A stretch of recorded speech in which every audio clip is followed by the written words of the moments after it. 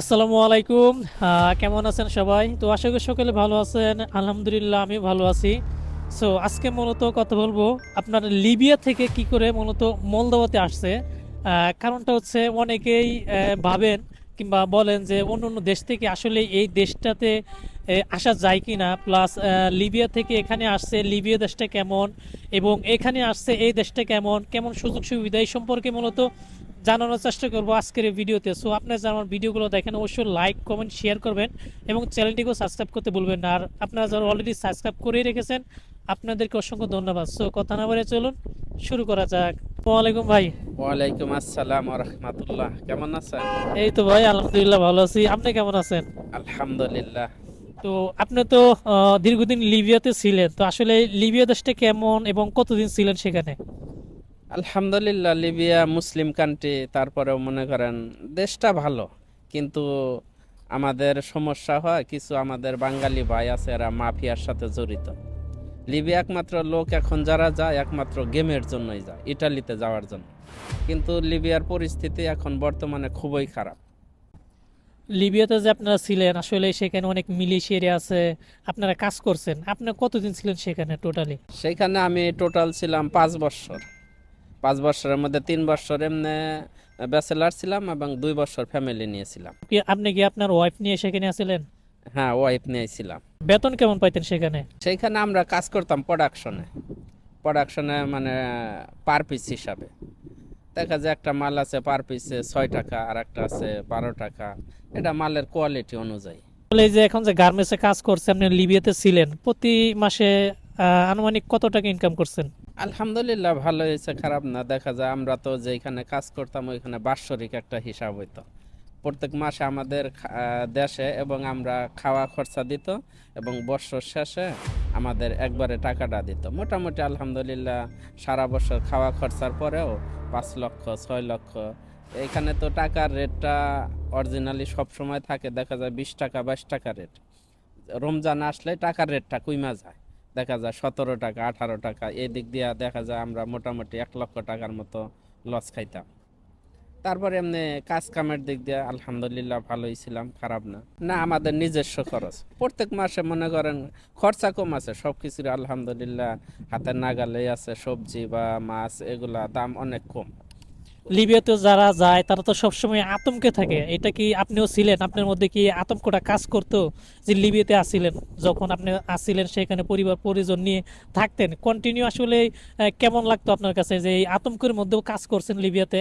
আমি তো নাম শুনলে আমার ভয় করে, লিবিয়ার নাম শুনলে আমার ভয় করে, কারণ লিবিয়াতে যেটা আসলে গ্যাংস্টার একটা কারখানা, যদিও সেটা একটা মুসলিম কান্ট্রি, কিন্তু সেখানে অনেক ধরনের বাহিনী এবং সদস্য মিলিশিয়ারা আছে। তো আপনি তো আসছিলেন সেখানে, আপনার সামনে এরকম ধরনের কোনো ঘটনা ঘটছে যে আপনার চোখের সামনেতে ধরে নিয়ে গেছে, মুক্তিপণ আদায় করতেছে?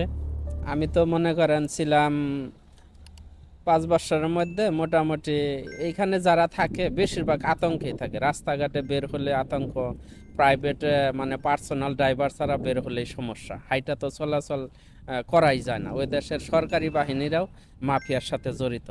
একবার তো আমাদের ফ্যাক্টরিতে মোটামুটি প্রায় 5-6টা গাড়ি নিয়ে মালয়েশিয়া আসছিল।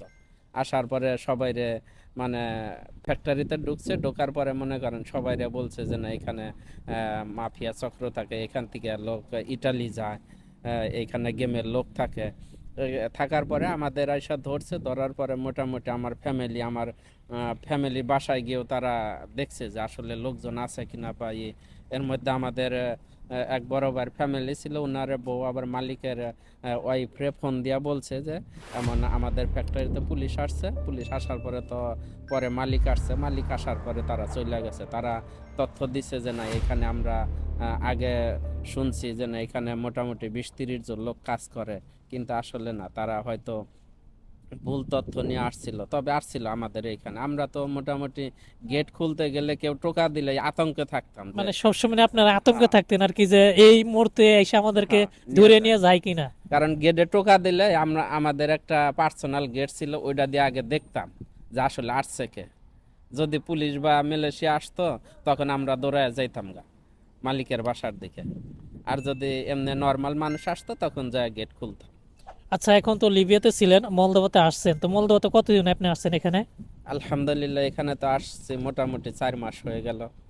4 মাস হয়ে গেছে। এখন মলদোভা আর লিবিয়াতে আসলে এই সুযোগ সুবিধাটা কোন জায়গায় আপনার কাছে বেশি মনে হচ্ছে?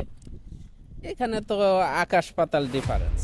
লিবিয়া তো মনে করেন সুযোগ সুবিধা আছে, কিন্তু যে একটাই সমস্যা, মাফিয়া দিয়া ভরা, রাস্তাঘাটে বের হওয়া যায় না, এমনি মার্কেটে যাওয়া যায় না, সবসময় একটা আতঙ্কে থাকতে হয়। তারপর আলহামদুলিল্লাহ মলদোভা এখানে তো অনেক ভালো, এখানে কোনো ওই ধরনের কোনো সিচুয়েশন নাই, এখানে আলহামদুলিল্লাহ অনেক ভালো আছে। এই দেশটাতে কোনো গ্যাংস্টার নাই, কারণটা হচ্ছে এখনো বাংলাদেশিরা ওইভাবে এই দেশটাতে প্রবেশ করে নাই। আর এই দেশে আইন শৃঙ্খলা সব দিক দিয়ে পরিবেশ ভালো। এই দেশে ক্রাইমের সংখ্যা 1 থেকে 2%, কারণ একেবারে নেই বললে চলে। আপনি যদি রাতের 12টা 3টা বাজে এদিক দিয়ে হেঁটে যান সিটি অথবা চিপা গলি দিয়ে, আপনি কখনো আপনাকে ধরবে না যে তোর হাতে কি আছে। যেরকম আমি ভুক্তভোগী, আমি অনেক সময় রাতের বেলা এদিক দিয়ে আসা যাওয়া করছি, আমি আজ পর্যন্ত দেখি না, আমাকে কেউ ধরেও নাই, পুলিশও জিজ্ঞাসা করে নাই। তো এখন তো মলদোভাতে আসছেন, আসলে এই প্রসেসিংটা কিভাবে হচ্ছে যে লিবিয়া থেকে আপনি মলদোভাতে আসছেন? লিবিয়া থেকে মলদোভা আসা, আমার বন্ধু এইখানে ছিল মলদোভাতে। মলদোভাতে ছিল, উনি বলল যে না আমাদের ফ্যাক্টরিতে লোক নেবে। পরে আমি ওনার সাথে যোগাযোগ করি, যোগাযোগ করার পরে আমি লিবিয়া থেকে ইন্টারভিউ দেই। ইন্টারভিউ দেওয়ার পরে আমরা মোটামুটি 5-6 জন ইন্টারভিউ দিছিলাম, তার মধ্যে 2 জন কনফার্ম হয়েছিলাম। আচ্ছা, এই ইন্টারভিউটা কি ভিডিওর মাধ্যমে নাকি সরাসরি কনফারেন্স, কোনটা? না, ভিডিওর মাধ্যমে। মানে আপনারা কাজের ভিডিও দিছিলেন? কাজের ভিডিও মানে জিপার জয়েন্টের একটা ভিডিও দেওয়া হয়েছিল, কলার মেক করার একটা ভিডিও দেওয়া হয়েছিল। এখান থেকে ওই বন্ধুর ফ্যাক্টরির বসে কনফার্ম করছে কাকে কাকে নেওয়া যাবে। আচ্ছা আচ্ছা। পরবর্তীতে যখন মানে ওয়ার্ক পারমিট হয় তখন আপনি বাংলাদেশে চলে আসছেন, তাই তো? ওয়ার্ক পারমিট হওয়ার পরেও মোটামুটি 2-3 মাস দেরি হয়েছে। তারপরে যে সব বুঝছি যে না ওয়ার্ক পারমিট শেষ, এখন মোটামুটি 1 মাসের বা 2 মাসের মধ্যে ফ্লাইট হবে, তখন আমি ফ্যামিলি নিয়ে দেশে আসছি। দেশে আসার পরে 2 মাস পরে আমার ফ্লাইট হয়েছে। আচ্ছা, আপনি লিবিয়া থেকে বাংলাদেশ এসেছেন, বাংলাদেশ থেকে এখানে আসছেন, মানে সরাসরি লিবিয়া থেকে আসেন নাই? না, সরাসরি লিবিয়া থেকে আসিনি। আচ্ছা, এখানে যারা আসে বর্তমানে আসলে কোন কাজ শিখে আসলে সবচেয়ে বেশি ভালো হয়, মানে আপনি কি মনে করেন? আমি যা মনে করি মলদোবার মধ্যে যারা আসবে মোটামুটি সব কাজ শিখতে হবে। টেইলারিং জগতে বা গার্মেন্টসের জগতে মোটামুটি এইখানের এক একটা আহ, কর্মচারী মনে হয় এক একটা স্যাম্পল ম্যান, এরকম দক্ষতা নিয়ে আসতে হবে। বাংলাদেশে যেমন নর্মাল হলেও চলে, বা অন্য অন্য কান্ট্রিতে, আমি লিবিয়াতে কাজ করছি, নর্মাল হলেও চলে, কিন্তু এখানে 100% কোয়ালিটি লাগে। এখানে আসলে ওই রকম যোগ্যতা নিয়ে আসতে হবে। এই দেশে আমি যে কোম্পানিতে আছি, এই কোম্পানিতে প্রতিটা লোকেই কাজ জানে, ম্যানেজার থেকে ধরে ডিরেক্টর পর্যন্ত সবাই মেশিন চালাতে জানে, এবং কি যে কোয়ালিটি, সে কোয়ালিটি মেশিন চালাতে জানে। আমাদের বাংলাদেশে কোয়ালিটিদেরকে যদি বলি কখনো যে এই প্রচেষ্টা করো, সে কখনো করতে পারবে না, তার হাত কাঁপাকাঁপি করবে। কিন্তু এই দেশটিতে তা না। এই দেশে কোনো হেল্পার নাই, সবাই অপারেটর, সবাই হেল্পার, সবাই মূলত আপনার কোয়ালিটি কন্ট্রোলার। মানে এখানে কেউ কাউকে পদবি নাই যে উনি এই কাজ করবে, উনি এই কাজ করবে, এর ব্যতীত অন্য কোনো কাজ করতে পারবে না, বিষয়টা কিন্তু এমন না। সো আপনারা যারা এই দেশগুলোতে আসতে চান, আপনাদেরকে বলবো অবশ্যই রেস্টুরেন্ট, কৃষিকাজ এবং গার্মেন্টস সেক্টরের কাজগুলো আপনি শিখে আসবেন। অনেকে গার্মেন্টস পছন্দ করেন না, যে গার্মেন্টসে কোনো কাজ হইলো, বা গার্মেন্টসে বর্তমানে ইউরোপের দেশগুলোতে গার্মেন্টসের চাহিদা অনেক। একটা সময় ইতালি ছিল, যে পরিবেশ দূষণের কারণে কিন্তু সেসব দেশে আপনার গার্মেন্টস ছিল না।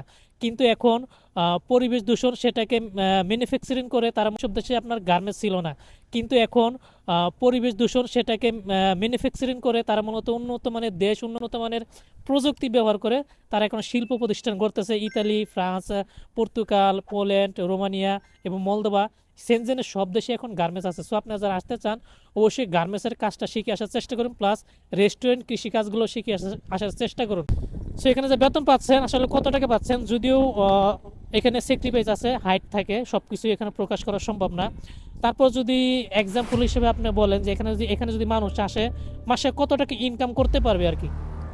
আলহামদুলিল্লাহ এখানে তো কাজের সিস্টেম হয়েছে অন্যরকম, পার্সেন্টেজ হিসাবে বেতন, যে যেমন কাজ করবে তেমন বেতন পাবে। কেউ দেখা যায় 100% কাজ করলে 100% বেতন পাবে, কেউ 50% করলে 50%। তারপরে মোটামুটি আলহামদুলিল্লাহ চলে, এমন না, ভালোই হয়, খারাপ না। নতুন যদি আসে বাংলাদেশিরা কত টাকা পাঠাতে পারবে আর কি, খেয়ে দিয়ে এক্সাম্পল যদি আপনি বলেন আর কি?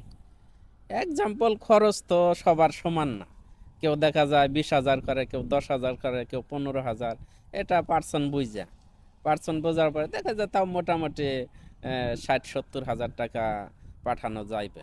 অনেস্টলি আপনি যদি এই দেশটিতে আসেন, যদি কাজ জানা থাকে, আপনার অবশ্যই 60 থেকে 70 হাজার টাকা আরও বেশি ইনকাম করতে পারবেন। কারণ এইসব দেশে 8 ঘন্টা ডিউটি, সপ্তাহে 2 দিন বন্ধ। আপনি যদি চান অন্য অন্য জায়গায় পার্ট টাইম জব করবেন, আপনি যদি ম্যানেজ করতে পারেন, আপনি যদি আপনার সময় বের করতে পারেন, তাহলে অন্য অন্য কাজগুলো এখানে করতে পারবেন। বিশেষ করে যারা ড্রাইভিংয়ের কাজ জানেন, আপনি একটা কোম্পানিতে কাজ করার পর পার্ট টাইম হিসেবে ড্রাইভিংয়ের কাজও করতে পারেন। সো ভালো থাকবেন। ভিডিওটা কেমন লাগলো অবশ্যই লাইক কমেন্ট শেয়ার করেন। বাইকে অনেক ঠান্ডার মধ্যে এখানে কষ্ট করাইতেছি, অনেক ঠান্ডা। আর একটা বিষয় বলে রেখে, অনেকে বলে এই দেশগুলোতে আসলে নামাজ পড়া যায় না, মাথায় টুপি দিয়ে চলাফেরা করা যায় না। এগুলো সম্পূর্ণ ভুল ধারণা। আপনি তো এখানে আসছেন প্রায় 4-5 মাস হয়েছে, তো ওই যে মাথায় টুপি দেন, পাঞ্জাবি পরে রাস্তা দিয়ে হাঁটেন, এখন পর্যন্ত কোনো সমস্যা হয়েছে? না, এখানে আলহামদুলিল্লাহ এই ধরনের কোনো সমস্যা হয় নাই। যার যার ব্যক্তিগতভাবে চলাফেরা করা যায়, সমস্যা হয় না। আসলে বৈষম্য পৃথিবীর সব দেশই আছে, তবে বৈষম্য এই দেশটাতে তুলনামূলক নেই বললে চলে। কারণ এই দেশে বৈষম্য আমি এখন পর্যন্ত দেখি নাই। আমি হাঁটাচলা করছি, আমাদের অনেক ভাইরা রাতে বেলায় হাঁটাচলা করছে, মানুষের সাথে মিশে। ওরকম বৈষম্য আমি এখন পর্যন্ত এই দেশটিতে দেখি নাই। সো ভালো থাকবেন। ভিডিওটা কেমন লাগছে অবশ্যই লাইক কমেন্ট শেয়ার করবেন। এরকম ধরনের নতুন নতুন ভিডিও পেতে চ্যানেলটিকে অবশ্যই অবশ্যই সাবস্ক্রাইব করে রাখবেন। সো ভালো থাকবেন। আল্লাহ হাফেজ।